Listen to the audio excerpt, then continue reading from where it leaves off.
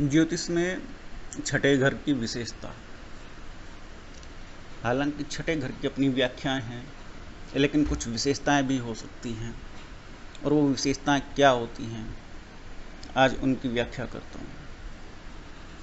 ज्योतिष में छठा घर झगड़े, झंझट, रोग, मुकदमे, परेशानी, मामा या नाना या चाचा के खानदान की तरफ से कुछ मिलने वाला धन, वाद विवाद से मिलने वाला धन, ऋणों के माध्यम से प्राप्त होने वाली आय, इन सब के बारे में और बहुत सारी चीज़ों के बारे में देखा जाता है। रोगों के बारे में देखा जाता है, कष्ट और परेशानियों के बारे में देखा जाता है।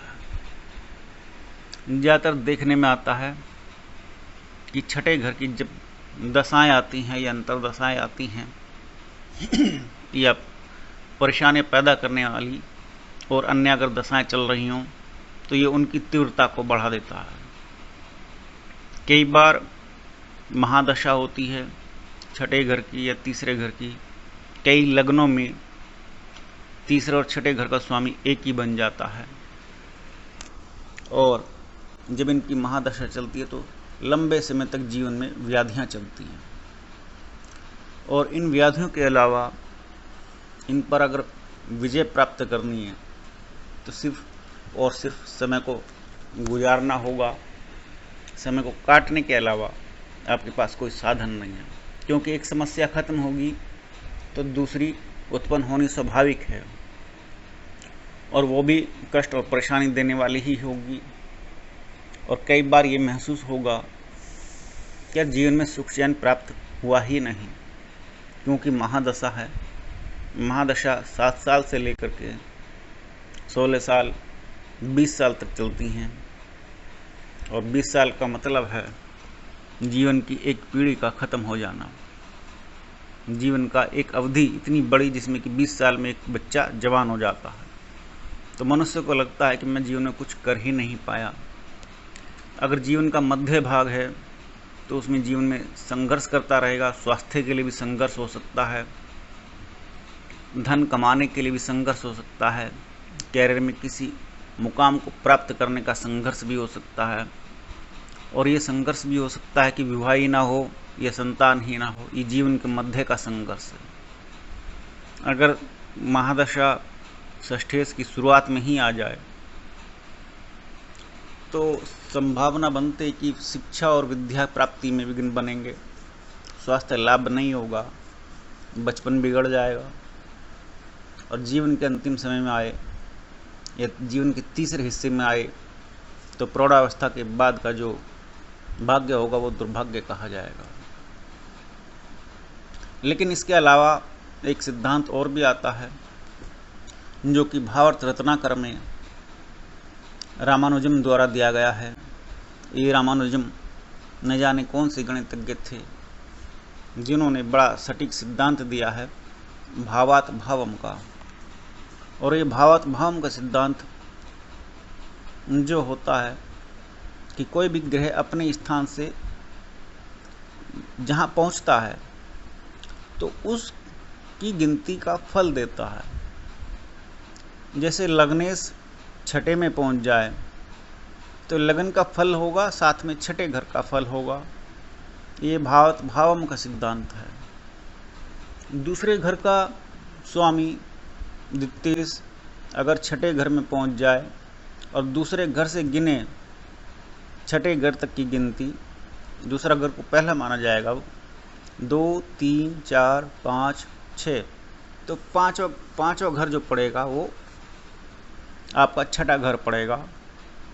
तो पांचवें घर का फल छठा घर देगा। ये भावात भावम का सिद्धांत है। लेकिन पांचवें घर का फल छठा घर देगा, और फल क्या देगा? फल देगा दूसरे घर से संबंधित, अर्थात धन से संबंधित फल प्रदान करें। दूसरा घर धन का है, संपत्ति का है, ससुराल का है। दूसरे घर से जो चीज़ देखी जाएंगी वो समस्त चीज़ों के फल जब द्वितीय छठे घर में बैठ जाएगा तो पंचम भाव से संबंधित मिश्रित फल प्रदान करेगा, पांचवें घर का फल प्रदान करेगा। पंचम भाव नौकरी का होगा, विद्या बुद्धि संतान प्रबंध क्षमता का है। दूसरा घर है वाणी का, विद्या का, चेहरे का, ससुराल का, ससुराल से धन प्राप्ति का, आप जमा पूंजी का और अन्य बहुत सारी चीज़ों का, धन, कोष, कुटुंब, मित्र, पशु, बंधन, क्योंकि द्वितीय को मार्केस भी कहा गया है। और कई बार अगर ऐसा हो जाए कि द्वितीय घर का स्वामी छठे घर में बैठा है और दूसरा घर का स्वामी मारकता का फल दे रहा है, दूसरा और सातवां घर मारक कहलाते हैं, मार्केश कहलाते हैं, इनका फल दे रहा है और छठे घर में बैठ गया द्वितीय घर का स्वामी, तो दूसरे पांचवें और छठे घर के फल के अलावा ये जो फल प्राप्त होगा वो मार्केश का प्राप्त होगा। संभावना है ऋण से दबकर परेशानी में आकर के महाकष्ट उत्पन्न हो जाए, ऐसी संभावना बनेंगी।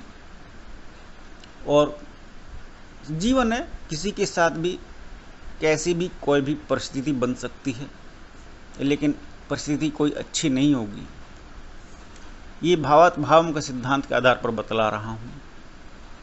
इसी तरह से भावात्म भावम के सिद्धांत के आधार पर जब तीसरे घर का स्वामी छठे घर में आएगा, और कई लग्नों में तो तीसरे और छठे घर का स्वामी एक ही होता है, जैसे मेष लगन ही ले लीजिए, तो तीसरे घर में मिथुन राशि पड़ी और मिथुन राशि का स्वामी छठे घर में यानी कि कन्या राशि में बुध उच्च का हो जाएगा, बलवान हो जाएगा, षष्ठे से परम बलवान हो जाएगा, धन की महावृद्धि कर देगा। धन की किस रूप में वृद्धि करेगा? धन तो बहुत तरह का होता है, धन बहुत तरह का होता है। आप पैसा कमाते हैं, नौकरी से वेतन प्राप्त होता है, व्यापार से धन अर्जित करते हैं, वो धन होता है, आमदनी होती है, और नियमित भी हो सकती है, रुक रुक करके भी हो सकती है। और धन पत्नी से भी प्राप्त होता है, दहेज में भी मिल जाता है, विरासत में मिलता है, पैतृक रूप में भी मिलता है। धन के अनेकों रूप हैं, लेकिन छठे घर में जब षष्ठे से बलवान हो जाए, धन का कौन सा रूप देगा? ऋण का रूप देगा, महाऋण प्रदान करेगा। हैसियत भी ऋण के माध्यम से प्रदान करेगा। हैसियत बहुत होगी, धन मिलता रहेगा, ऋण के रूप में मिलता रहेगा, कभी कोई कमी नहीं आएगी, परेशानी नहीं आएगी, धन की समस्या नहीं होगी। एक के बाद एक लगातार ऋण पर ऋण चलते रहेंगे, और ऋण से ही उसकी आमदनी होगी, और ऋण से ही, लोन से ही उसका पूरा जीवन चक्र गुजर जाएगा, क्योंकि षष्ठे से बलवान होकर के धन दे रहा है। बड़ा अद्भुत विषय है। और वो यहाँ लोन में रह करके जीवन के सारे समस्त कर्मों को और अपनी सामाजिक ख्याति को प्राप्त करता हुआ जीवन चक्र को पूरा करेगा।